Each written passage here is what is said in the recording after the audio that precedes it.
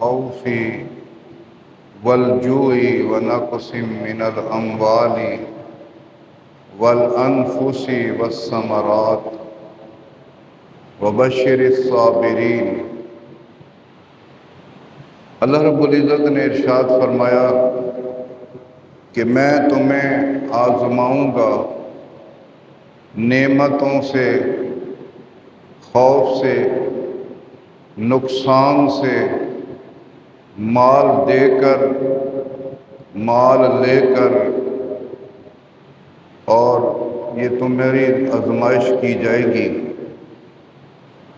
حضور صلی اللہ علیہ وآلہ وسلم کا ارشاد گرامی ہے، حضور فرماتے ہیں کہ